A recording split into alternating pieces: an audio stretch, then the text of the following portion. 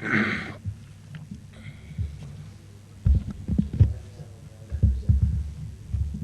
afternoon, everybody.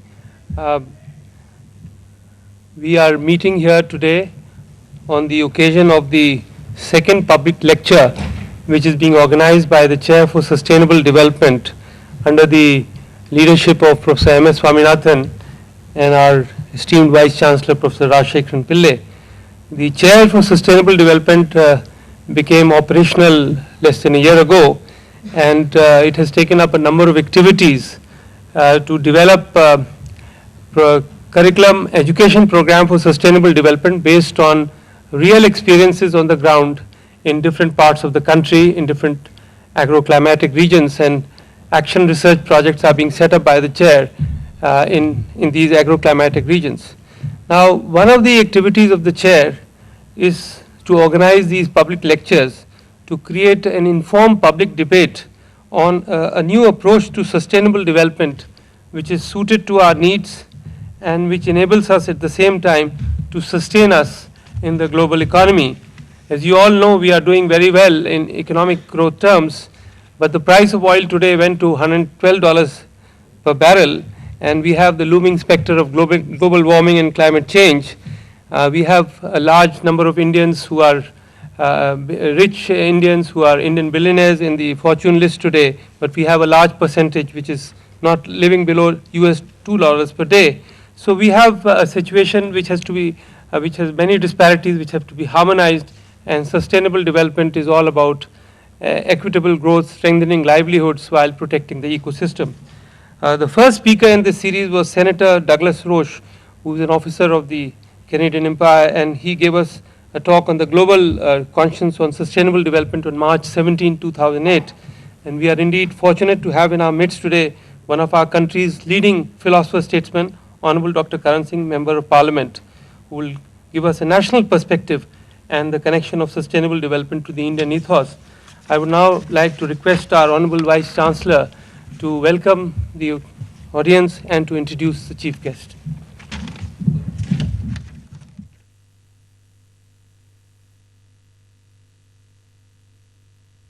Sir, before that, we have a floral welcome also by the Vice Chancellor to the chief guest. My colleague, Ms. Deepa Verma, will give it to the Vice Chancellor.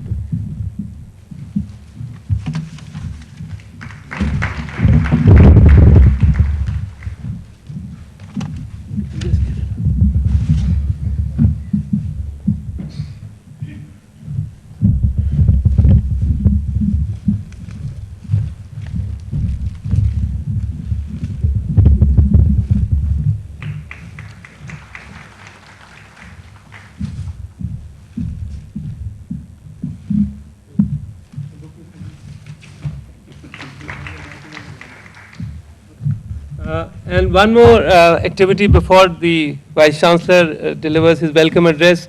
Since it's the Indian ethos, we'll begin by lighting the traditional lamp by the Honorable Chief Guest and Professor Swaminathan and the Vice Chancellor.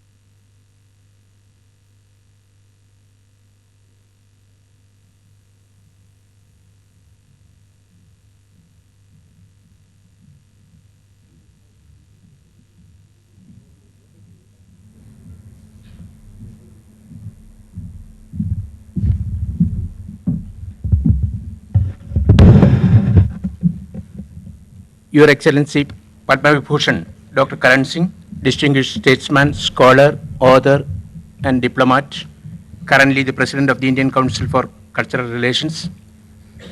Respected Dr. M.S. Swaminathan, Member of the Rajya Sabha and Honorable Chair for Sustainable Development. Dr. S.K. Chopra, Executive Director of the Chair for Sustainable Development, other distinguished guests, colleagues, friends, friends from the media, other distinguished invitees, ladies and gentlemen.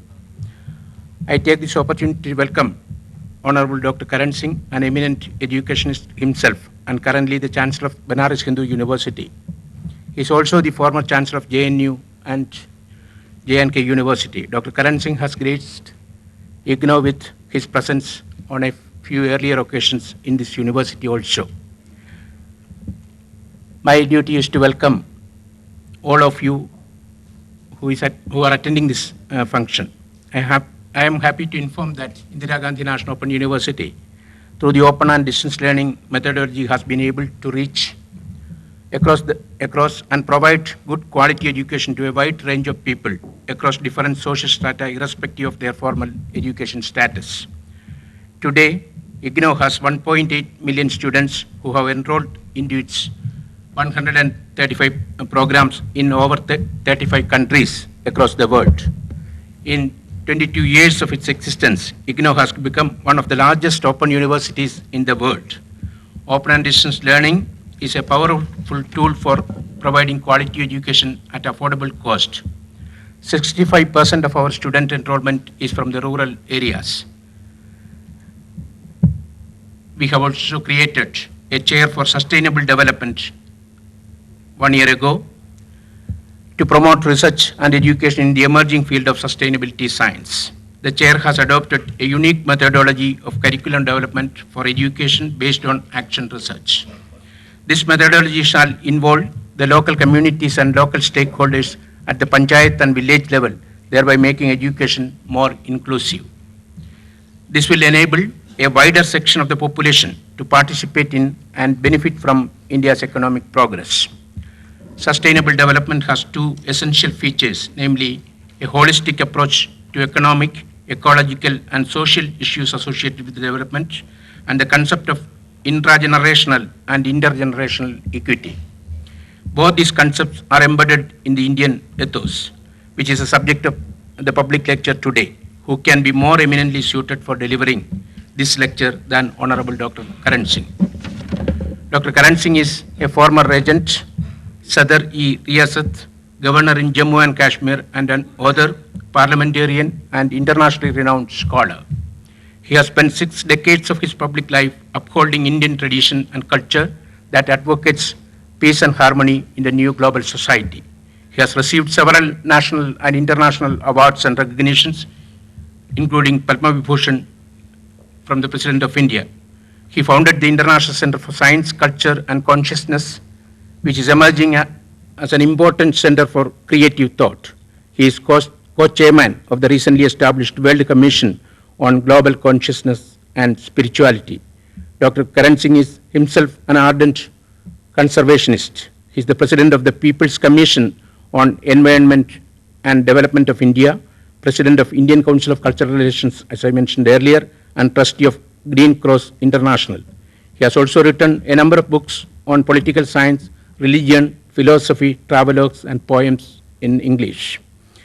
We are indeed fortunate to have Dr. Karan Singh to give the special lecture today, to share his views on this vitally important subject that is of abiding concern to all of us. I take this opportunity to welcome you, sir, to this lecture. Professor M.S. Swaminathan, he has been guiding the activities of the Chair for Sustainable Development. We are extremely happy that the Indian Science Congress recognized sustainability science as a discipline in the university system in the country, and that is also the activity of the chair headed by Professor M.S. Swaminathan. I take this opportunity to welcome you, sir, to preside over this function. Dr. S.K. Chopra, the Executive Director of the Chair for Sustainable Development, during the last 8 months, he has been doing commendable service to promote the various activities of the sustainable development discipline to students, institutions, and faculties across the country. I welcome my colleagues in the university, members from the printed and electronic media, other distinguished invitees, and all of you to this solemn occasion. Thank you very much.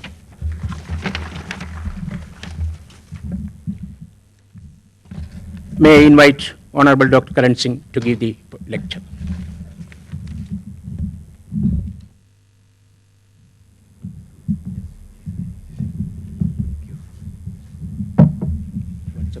Nothing, thank you.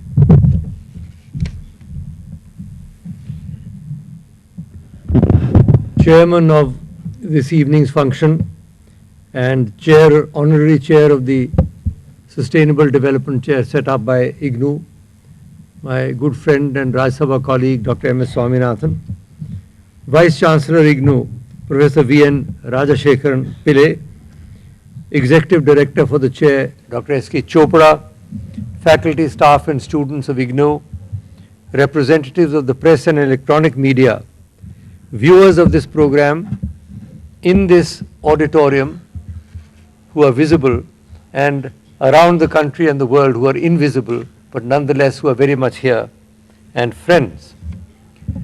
Humanity today is at a crucial crossroads in its long and tortuous history on this planet. We have unprecedented wealth. Science and technology have made astounding breakthroughs in the last 3 or 4 decades. Extragalactic cosmology, subnuclear physics, unraveling the human genome, the whole IT revolution, space travel. We have the technological competence today, if we use it with wisdom, to build a harmonious global society which is based upon fairness and equity. But also there are grave dangers that we face today. And many of these have been created by our very processes of development. We still have massive poverty and deprivation and malnutrition. At least 1/3 of the world's population of 6 billion people, at least 2 billion people are living on or just below the poverty line needed for a decent human existence. There's a population explosion in developing nations, global terrorism, whether the jihadi brand or the Nakshal brand, and global warming and climate change. I'm very happy that IGNOU has instituted this Chair for Sustainable Development and that you have got a world-renowned scientist and highly respected intellectual in Dr. M.S. Swaminathan as the Honorary Chair, and a former Jawaharlal Nehru Fellow S.K. Chopra as Executive Director. I've been asked today to speak on sustainable development in the Indian ethos. I'm glad to do so because some people seem to feel that the concept of sustainable development began with Gro Brundtland. It didn't. She certainly did a magnificent job, but the concept itself goes back thousands of years and is very deeply embedded in our cultural tradition. I myself have been involved ever since I grew up in the beautiful surroundings of Kashmir. I've been involved in the Board for Wildlife and Project Tiger and so on. But I will not today talk about my personal experiences. But what I will try and do is to explore with you the deep-rooted reverence for the natural environment that is found in our cultural and spiritual heritage. The most holistic and comprehensive statement of environmental values in any scripture in the world is to be found in the astounding hymn to the earth, the Bhumi Suktam in the Atharva Veda. It has 63 verses, and I feel, Mr. Chairman, that these verses should be compulsory reading, mandatory reading for anyone who wants to understand the Indian ethos vis-a-vis the natural environment. I will read only 5 of these verses because all 63 would take too long, but I would strongly commend them to you for your study and perusal. Here are 5 verses from the Atharva Veda Bhumi Suktam, which dates back at least 4,000 to 5,000 years. Earth, in which lie the sea, the river and other waters, in which food and cornfields have come to be, in which live all that breathes and that moves, may she confer on us the finest of her yield. Earth in which the waters, common to all, moving on all sides, flow unfailing day and night. May she pour on us milk in many streams and endow us with luster. Pleasant be thy hills, O earth, thy snow-clad mountains and thy woods. O earth, brown, black, ruddy and multicolored, on earth, the firm earth, protected by Indra, on this earth I stand, unvanquished, unslain and unhurt. May earth with people who speak various tongues and those who have various religious rites, according to their places of abode, pour for me treasure in 1,000 streams, like a constant cow that never fails.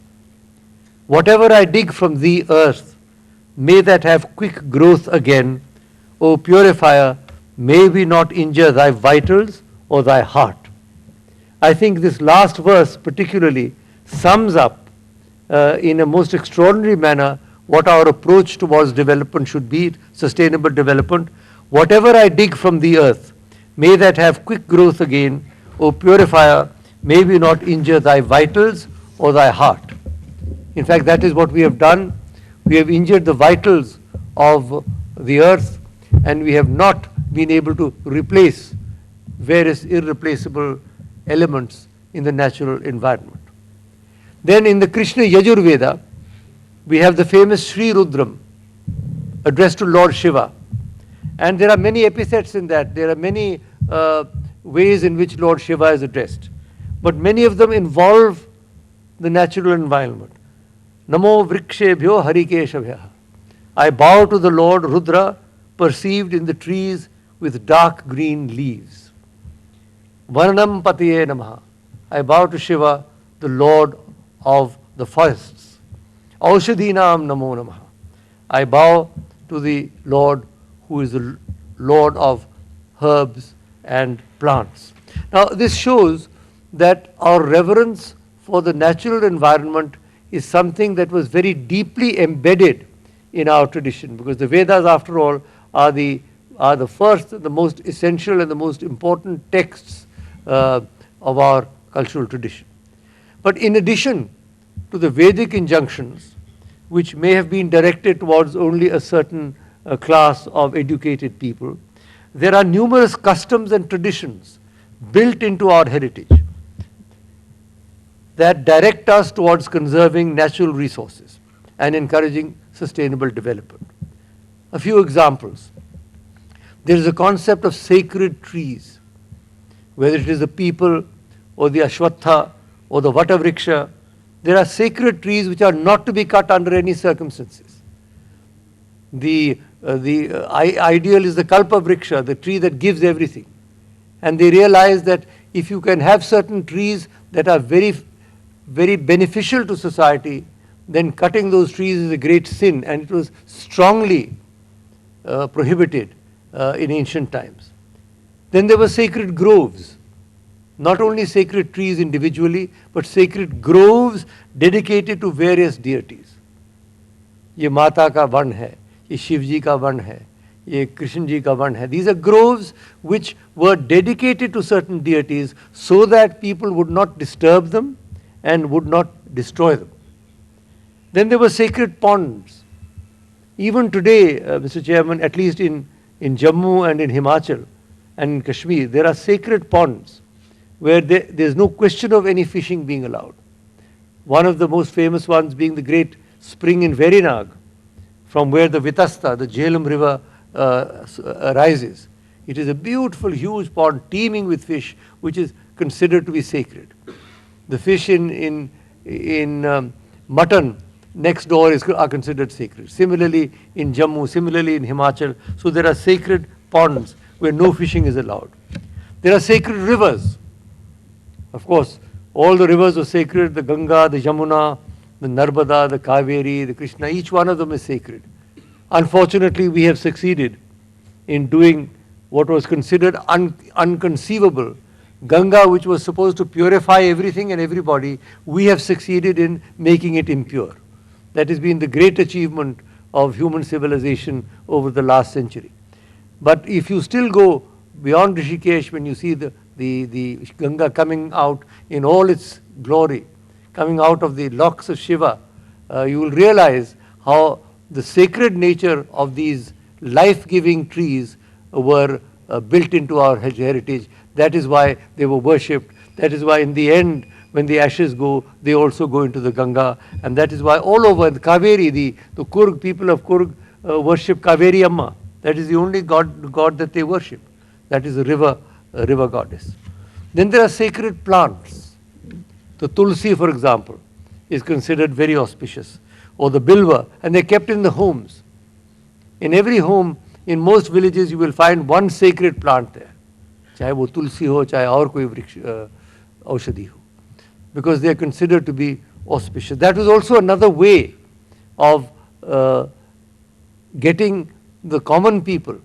As I said, the Vedic injunctions were perhaps for the elite, but these customs which flowed from that, these touched every single person regardless of class or caste or creed or religion or language. Then there were sacred animals. Cattle, of course, were considered sacred because they produced everything. The cows produced the milk and the ghee and the fertilizer and the bullocks for plowing the land. So the cattle were always considered to be sacred and they were to be protected. Even our constitution exhorts us to protect the cattle. And then every deity in Hinduism is associated with one or other, either a bird or an animal. Like Shiva is associated with the bull, Vishnu with the eagle, Kartik and Saraswati with the peacock, Lakshmi with the swan, Ganesha with the rat, Ayyappan and Durga with the lion.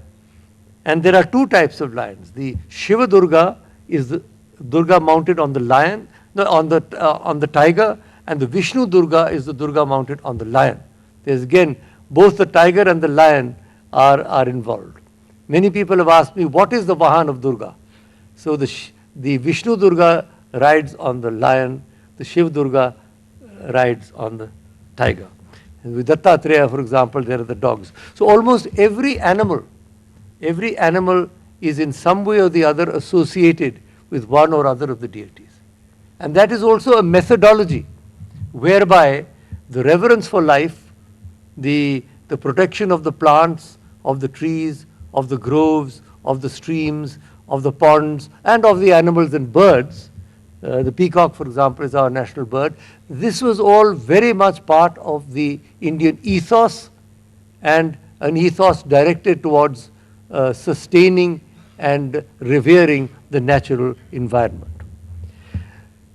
Now, even if we go to the Upanishads, which are, to my mind, the high watermark of Indian philosophy. I think the Upanishads, I was once asked, what is India's greatest contribution to the world?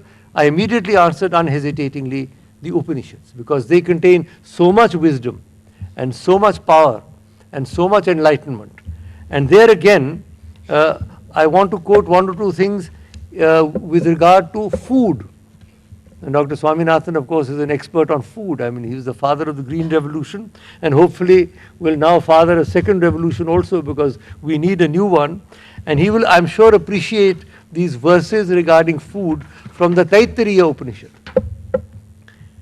I'm going to read out 4 verses and just look at the way our rishis had envisaged the importance of sustainability.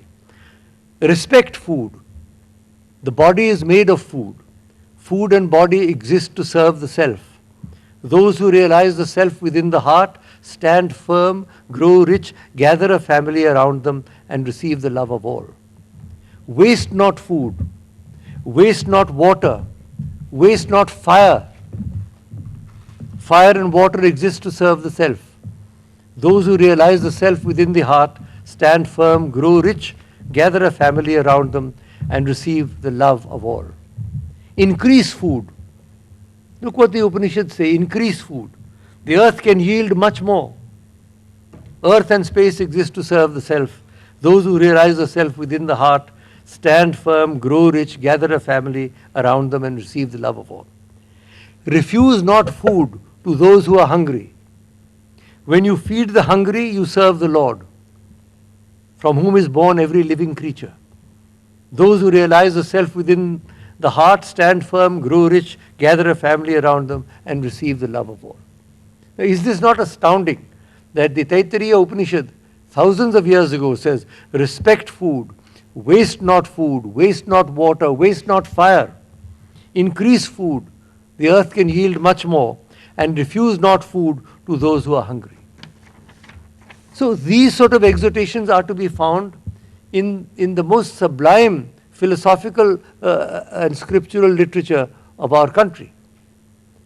So therefore, when there is the impression is being given that this concept of sustainable development is only something that has been invented in the West and that we in the East really knew nothing about it, it's entirely wrong.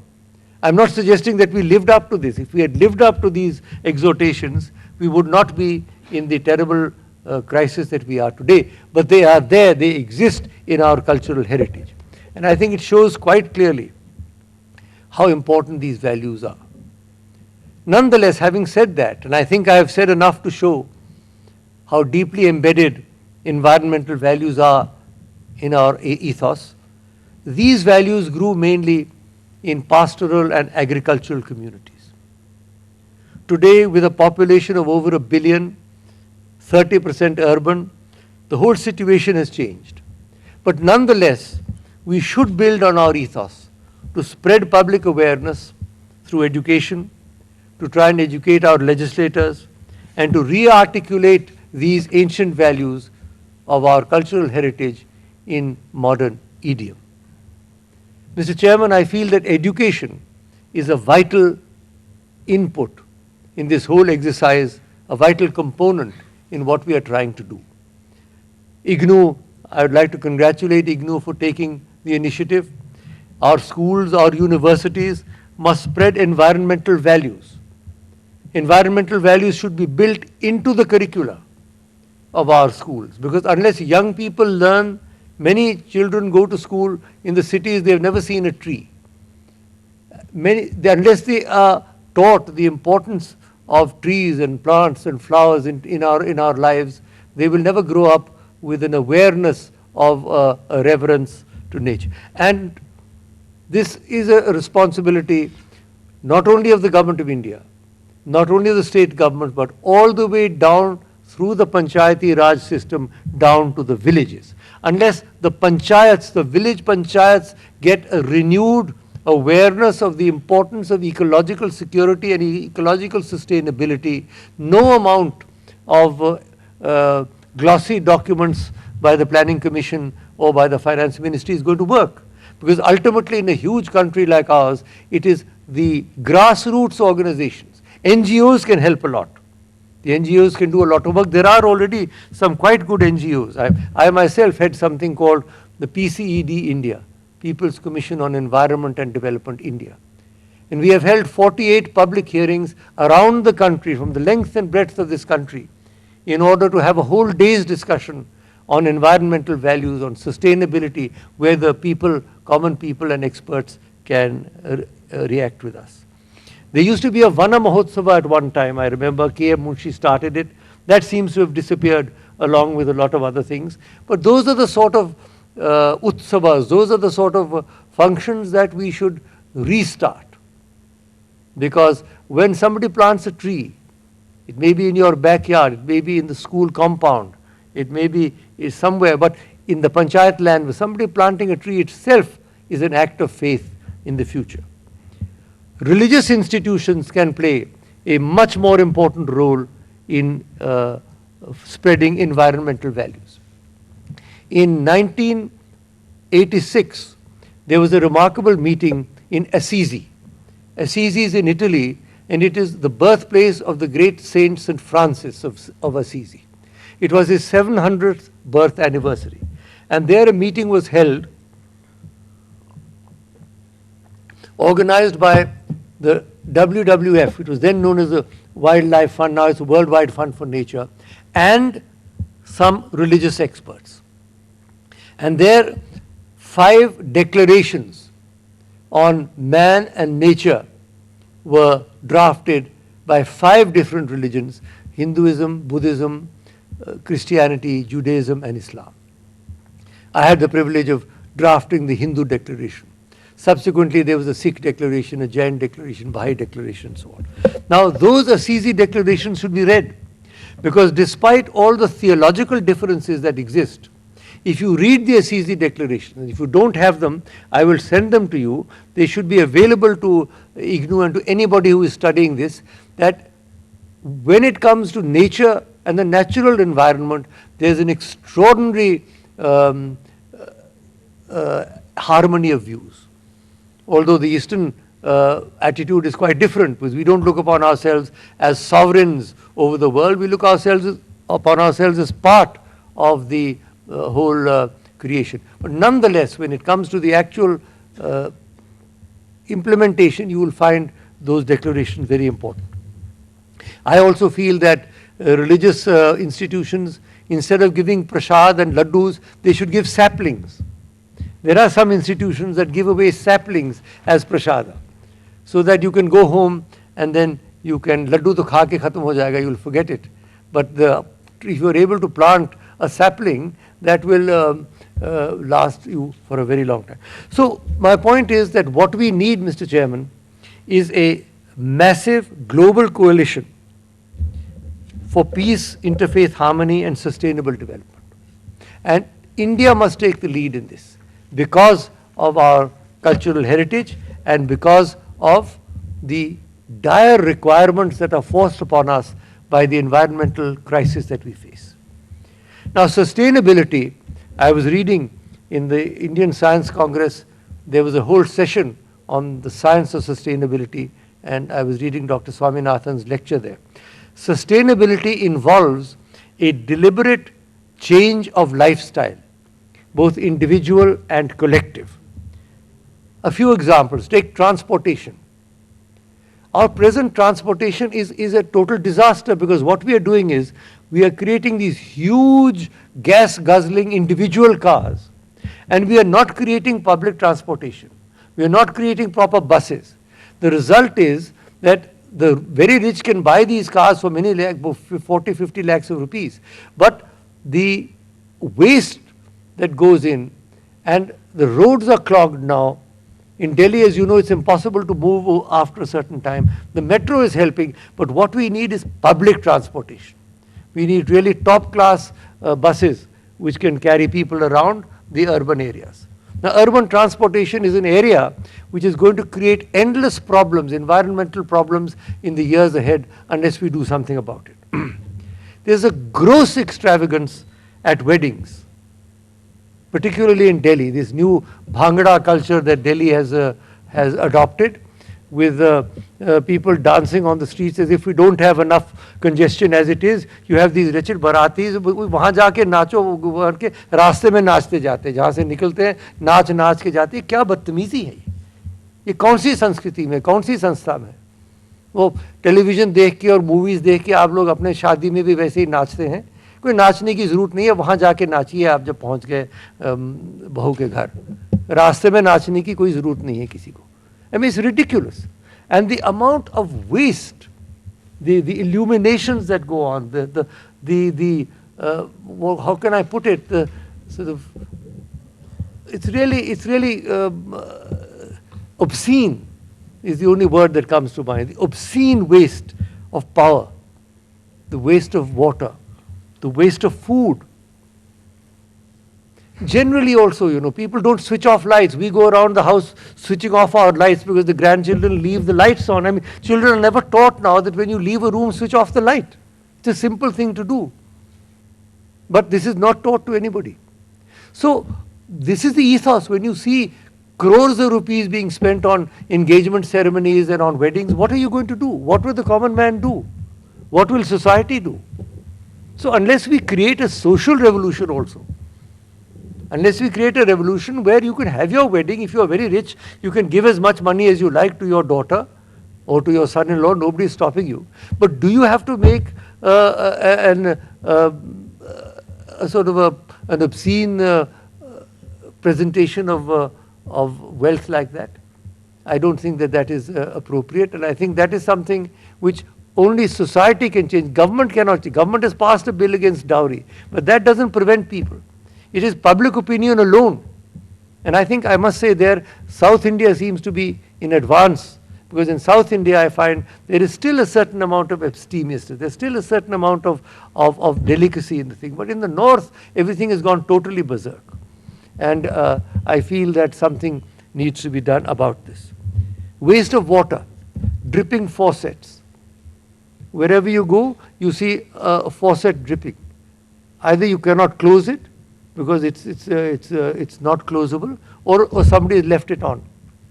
Every drop of water wasted is a criminal act, because water is you cannot live without water, and we don't realize it.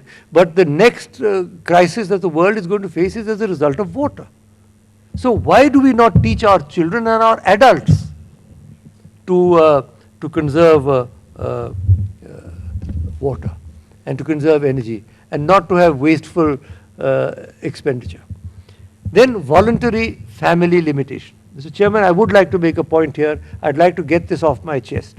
Family planning has become a dirty word. Even the ministry's name was changed. But what is happening now? We had made, when I was Minister for Health and Family Planning in the 70s, we had made 3 projections for the year 2000. Our most optimistic projection was 900 crores. The median projection was 950 crores, and the doomsday projection was 1 billion. And believe it or not, we crossed the 1 billion mark in the year 2000. We are adding the equivalent of 1 Australia every year to our population. And there is this, I must call it, I'm sorry to use strong words, there is this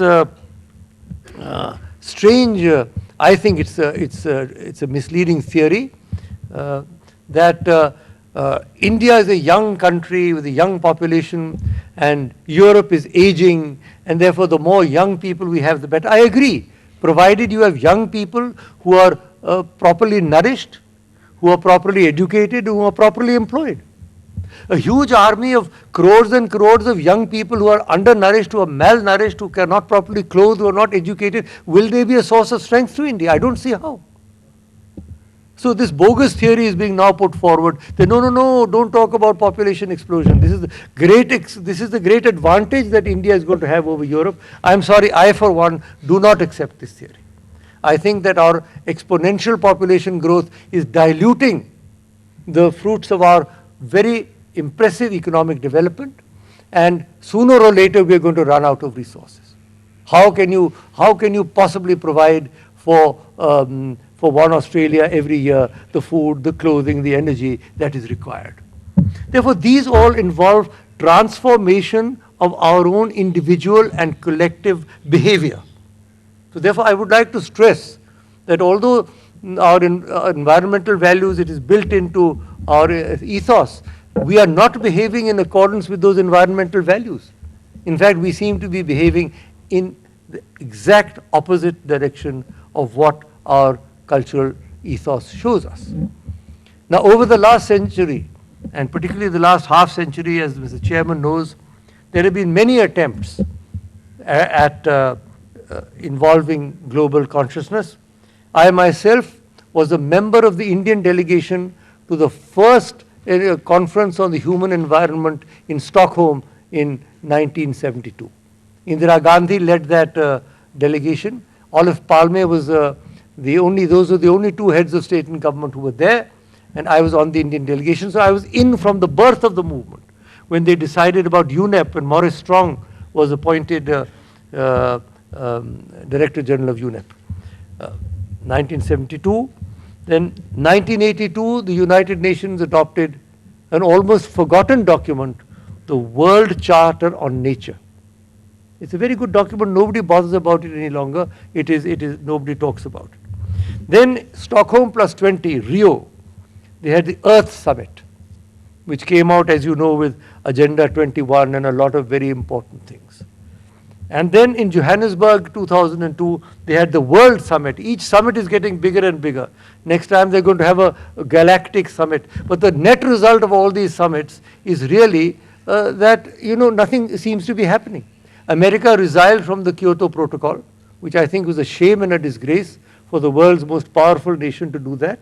And we are all trying. I am involved in my own way. Gorbachev with his Green Cross, Dr. Swaminathan himself, so many. And now, in 2007, when the Nobel Prize was given, this is really a very encouraging factor. It was given to Al Gore for that film, An Inconvenient Truth, and to this great team of scientists led by our own Dr. R.K. Pachauri for the work that they're doing on sustainable development.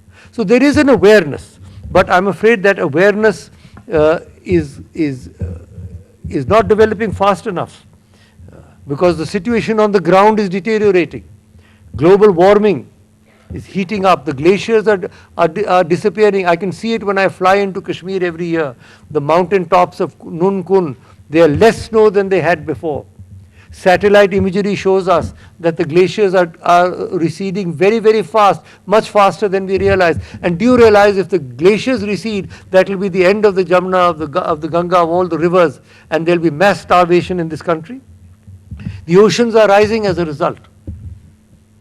Several countries are going to disappear from the face of the earth, including the Maldives. Half of Bangladesh is going to be underwater. There will be millions of ecological refugees. What are we going to do with them? Where will they go? There's species are disappearing. The tiger is only the most dramatic symbol of the species. I was the originator of Project Tiger, I know it. They have also declined from 3,000 to 1,500, and they are now falling below the biological minimum. But other species, thousands of species of flora and fauna are disappearing. The ozone layer is attenuating. Food production is declining globally. And so it is really a very grim situation. As the Chinese say, they have a saying, it is later than you think. And I would like, in fact, as I close this talk, to bring out the sense of urgency that must inform all of us. This is not a leisurely occupation, a philosophical exercise which you can comfortably sit on your computers and work out when the world will come to an end. This is something that is actually happening in our lifetimes. In my lifetime, I have seen these changes take place, and by the time my grandchildren grow up, what will be the situation in India and the world? So, Mr. Chairman, where does all of this leave us? Precariously strung between hope and despair. That's how I would describe the present scene. We are precariously strung between hope and despair. But let me end by saying we cannot afford the luxury of pessimism or negativity. We must be realistic, but we have to strain every nerve, mobilize every resource to try and reach the millennium goals of sustainable development in the years and decades ahead, firmly based as these are on the Indian ethos and our rich pluralistic cultural heritage. And I'll therefore close with that great exhortation from the Kathopanishad, which exhorts us to arise and awake and walk boldly across the razor-sharp path ahead. There are no soft options left, Mr. Chairman, now, either individually or collectively. It is a difficult and dangerous path that lies ahead. But we have to mobilize our material, our moral, our intellectual, our ethical, our spiritual resources for one mighty thrust to break the shackles of poverty and to try and establish a sane and harmonious world. And that is what the Upanishad exhorts us to do. Uttishtata, Jagrata, Prapya, Varan, Nibodhata, Kshurasya Dhara, Nishita Durataya, Durgam Pathasat, Kavayo Vadanti. Thank you.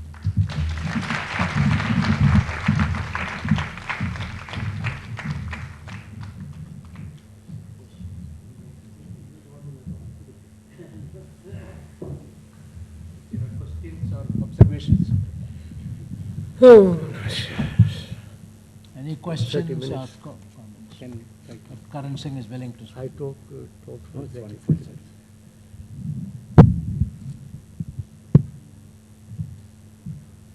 the mic. Give the Is mic. there a moving mic here? Yeah, come here and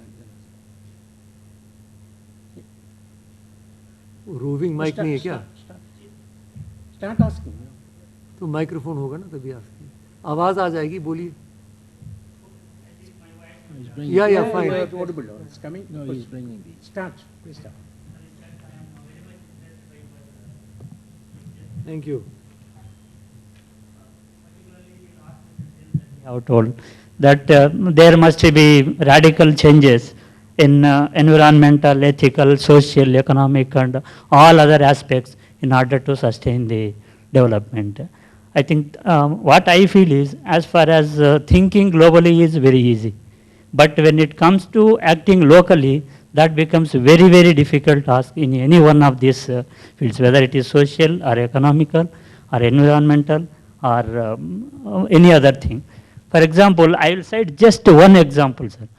Right from morning, some people who are corrupt, they are involved in that thing. For example, when I start dropping my children to a particular bus stop, from one bus stop to the other, the person takes, for example, ticket. He doesn't want to give the ticket. He collects money. Okay, you sit because yours is only 2 stops away. Yeah. But then what shall I do? I have to fight with him literally, because if there is any checking in that, his intention is that there is no checking by anybody, so you be safe.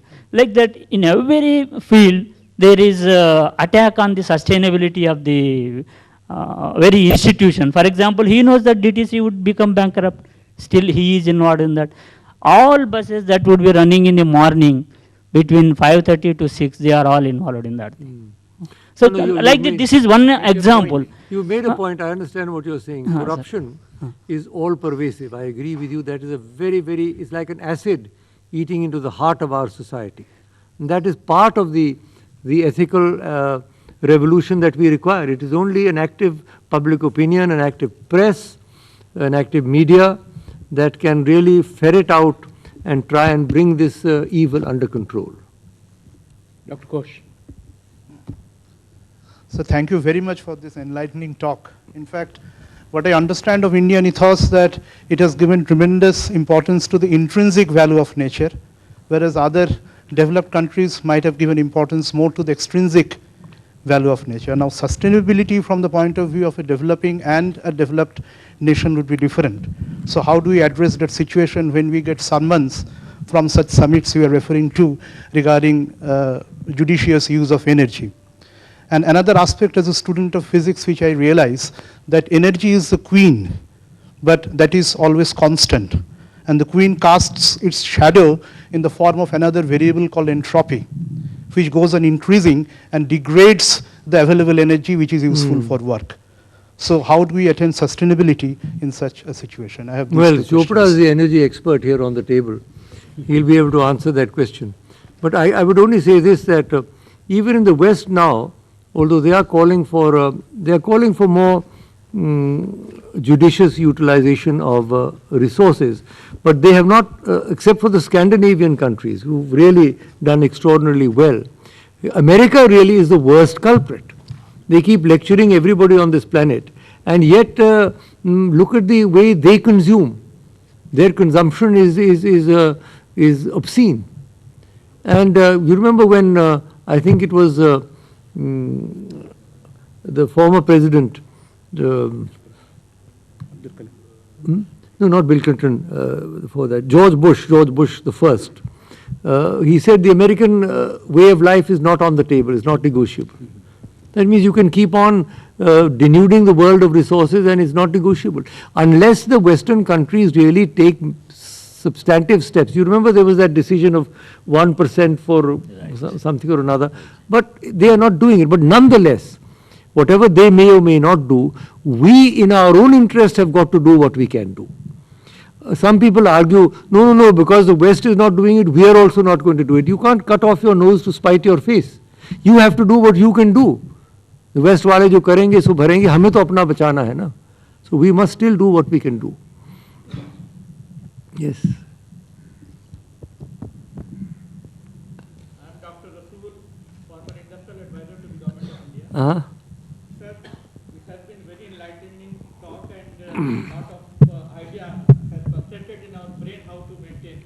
But I find that our natural resource like Mother Earth, water, either quality is being deteriorated or we are wasting this. Suppose in our kitchen we go on washing our pulses and our vegetables and all that water is being wasted. So housewives also needs to be trained that we should conserve water, we should save water and because sir, my pointed question is how we can educate our little children to maintain and preserve and conserve our mother earth, our water, the natural gift which the God has bestowed on us and given us. And we are exploiting, this whole thing is how to maintain our natural ethics which we got from our forefathers and the two things. So the whole thing, I understand your point. Thank you, sir. The whole thing revolves really around empowering the woman. If the women are empowered, it will help us in family planning also. It will help us in household chores, as you say, and it will help to spread those values among the children. The women have a vital role to play, and when we were doing our public hearings, let me tell you, the view of the women is quite different from the view of the men, because it is a woman in the rural areas who's got to go and fetch firewood, it's a woman who's got to cook the meal, it's a woman who's got to look after the children. So empowering the women, and I think one of the most important legislations in recent times has been the Panchayati Raj Act, where 1/3 of all the seats in the panchayats are reserved for women. So out of 6 million people in the Panchayati Raj system, we have 2 million women. So the women have to be empowered, and if you educate them, if you empower them, that will help us not only in controlling the population explosion, but also in all the other points that you mentioned. Deaf participants, I'll be doing the voiceover as the interpreter. I'll be using this interpreter here. Okay. So thanks for this very interesting lecture. Now, we see that a lot of people now are moving from the villages to the cities. So why are all these people, millions of people, moving to the cities? Now you're talking about buses, pollutions and so on. So better that movement from the villages to the cities should be stopped. Better you develop something in those villages, like why people leave their villages and their bicycles, they want to go for cars in the cities. That is a big problem. If you want yourself, everybody could be aware of this. Yes. Public services and everything. Why is everything in the city and positive in Delhi? So why doesn't it move to the villages? You open all the public services. Indian MPs should be living in the villages. And public service centers and government centers, everything should be moving to the villages. That has to. So I see that all of us here, even from Delhi maybe, or from south or north, we are all coming here. So, but in Delhi, the pollution, that's why it's going up. So government should make some system to stop the movement of people from the villages to the city. Yes. And all the services should move to the villages. Then people would stop coming. So 18 million people in one small place, in one metropolitan area. So that's very heavy on the earth. So the government should make some policy like that to develop. I'll respond to that. May I respond to that? Okay. Otherwise, we'll go nowhere. You see, you asked why people are moving. Yes. You have asked why people are moving from the villages to the towns. There are several reasons. One of them, of course, is that with the growth of population, agriculture is becoming no longer viable. There are too many people on that land. The land holdings are getting smaller and smaller. And that is why I said this bogus theory that our growth of population is a great advantage to us is totally wrong. Because the land simply cannot support that many people. That's one point. Secondly, it is true that the facilities that are available in the towns, the electricity, the water, the electricity doesn't always work, but nonetheless it's supposed to be there, the water and educational facilities. But what is very sad is that the cities themselves are now being surrounded by juggies, by slum dwellers. So the answer also lies in the urban regeneration program. Because unless we build these satellite towns around the cities, we will not be able to support the incoming population. I do not agree that it is a bad thing for people to move. We cannot have a country living 75% in the villages. No country can ever become prosperous with such a large percentage living on the villages. We've got to encourage them to move, but we've got to encourage them to move into satellite towns so that they can there develop. And we've got to also try as far as possible to spread the advantages of electricity, of water, of health, and of employment to the villages. In the last 3 or 4 years, we have started a number of remarkable programs directly aimed at the rural population. It's the Gramin Rozgar Yojana, it is the Sarv Shiksha Abhiyan, it's a midday meal. If these proposals and projects ultimately get implemented properly by the authorities, I think it is going to make a difference. Yes, sir. Diwan Sahab. My name is Dr. Diwan. I am chairman of HIMCON, Himalaya Consortium for Himalaya Conservation, and also recently started a Global Warming Reduction Center, of which Dr. Swaminathan is the patron. I happen to be the chairman of that. Now, I have 2 points which I'd like to share. It was first is the wonderful talk, very many, interesting and exciting things you have said. It's wonderful. What I was saying, that talking of sustainable development, let's also talk of what is elements of sustainable society and sustainable spirituality. These 2 elements also have to be parted. Secondly, in the field of agriculture, for example, our crops have, it's a shame that we have to either import or we are short of that. But what about the trees? Trees have such a great value for that, and there are so much of wasteland which can be used, and it is being used. There are people who are doing it not enough, and that has to be multiplied. With the trees are the great force which can give not only food but various other elements that we need. Indeed. These are the points Dr. Diwan, as all of you know, Dr. M.L. Diwan is one of our very leading conservationists. He's done a great deal of work in Himalayan ecology, and I'm always in great awe of his capacities to work. Obviously, what you say is correct. The tree is not only it is not primarily the giver of wood. It is primarily the giver of water. People don't understand that it is where the trees are there, that is when the rain comes, that is where the water comes down. If the trees go, people think trees are only good for wood. They're not. They are creators of water, only secondarily of wood. Therefore, the tree cover is of the essence. And our satellite imagery, I think Dr. Swaminathan will do the latest figures. We are supposed theoretically to have 21%, but I don't believe that we are anything near that. I believe we are down to 12 or 13% coverage. There's been a massive deforestation, desertification, and this is something we have to reverse. And as you said, we need sustainable ethics, and we need sustainable spirituality. But on spirituality, if IGNOU invites me once again, I'll give you a separate lecture on that.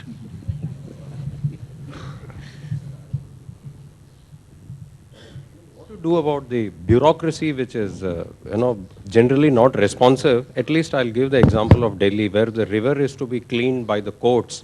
The air had to be, the CNG came because of the Supreme Court, not because of the government. And if you have to save the trees, we have put a case in the Supreme Court. So if for everything the bureaucracy is not responsive, ultimately the NGOs land up in the courts. And then we start blaming the courts if the decisions are not implemented. So at that level, how do we make the bureaucracy responsible? I mean, in fact, you mentioned about the people trees. In fact, for metros, rows and rows of people tree in Noida have been cut. I'm not saying that the trees, they are renewable. You can, of course, do that.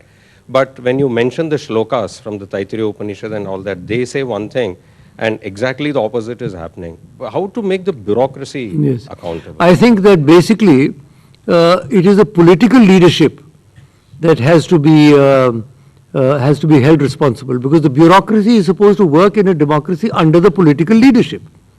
Now, if the bureaucracy is irresponsible or unresponsive, it is clearly a failure of political leadership. What are the ministers for? All these ministers, what is this parliament, this whole thing that we every day go there and we have this huge thing, crores and crores of rupees are spent. It is ultimately in a democracy, it is the will of the people as reflected in the parliament, as reflected in the government and the politicians who run the government. So really I agree with you, the bureaucracy is by definition rigid. Bureaucracies are like that around the world. But it is for the political leadership to ensure that the bureaucracy works, and I'm sure that the bureaucracy also has people of intelligence and people of understanding. If they get proper political guidance and leadership, they will do their work. But if the political leadership abdicates its responsibilities, then the bureaucracy will behave in the sort of manner that you mentioned. So I don't think the politicians should be left off the hook. Usually I feel hesitant to ask any question after listening to you because it will dilute the impact.